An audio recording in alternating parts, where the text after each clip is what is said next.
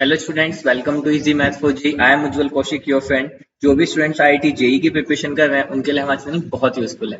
तो आज एक क्वेश्चन है, let the point A is 1 - 1, B is 0 2, and if a point P X dash Y dash B such that area of this triangle is 5 and this point P lies on the line 3x plus 4y minus 4y is equal to 0, then a value of lambda।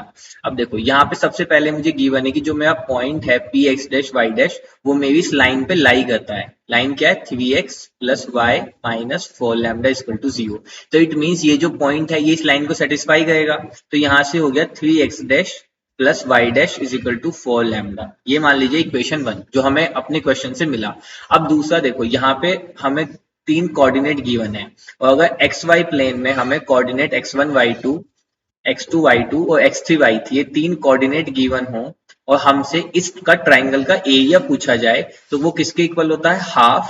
और यहाँ पे होता है x1 y1 1, x2 y2 1, x3 y3 1 इसका determinant और इस पूरे का मॉडुलस। क्योंकि जो एरिया आता है ट्राइंगल का वो हमेशा एक पॉजिटिव क्वांटिटी आता है, इसलिए हमें इस एरिया का मॉडुलस लेना होगा। तो बस अब यहाँ पे मुझे पॉइंट क्या गिवन है? ए पॉइंट गिवन है 1, -1, बी पॉइंट गिवन है 0, 2 और पी पॉइंट गिवन है x डैश वाई डैश। तो यहाँ से अगर मैं एरिया ऑफ ट्राइंगल एबीपी निकालूं, this is equal to modulus half.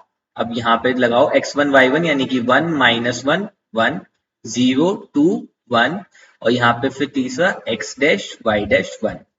ठीक है, ये हमने डिटरमिनेंट बना लिया। अब देखो 1/2 तो पॉजिटिव है तो 2 इधर चला जाएगा। अब ये एरिया ऑफ ट्राइंगल कितना गिवन था? 5 गिवन था। तो 5 × 2 10 is equal to modulus of. अब देखो इसको अगर मैं सोल्व करता हूँ डिटरमिनेंट को तो मैं कॉलम 1 के कॉरेस्पॉन्डिंग एक्सपेंड करता हूँ क्योंकि यहाँ पे मुझे एक 0 मिल रहा है। तो जब मैं 1 के लिए एक्सपेंड करूंगा तो 1, तो ये 1 के लिए जब एक्सपेंड होगा तो इट इज 2 - y डैश, फिर -0 क्योंकि 0 है, फिर प्लस x डैश के लिए जब एक्सपेंड करूंगा तो -1 और -2 यानी कि -3। तो यहां से आया 10 is equal to 2 -y dash -3x dash. ठीक है, अब हम जानते हैं कि अगर modulus of x is equal to some number a के होता है positive number, then x is equal to plus minus a के होता है। तो अब यहाँ पे ये पूरा मेरा x है तो इसका मतलब 2 -y डैश -3x डैश ये इक्वल होगा एक बार 10 के, और 2 -y डैश -3x डैश ये एक बार इक्वल होगा -10 के with the help of modulus.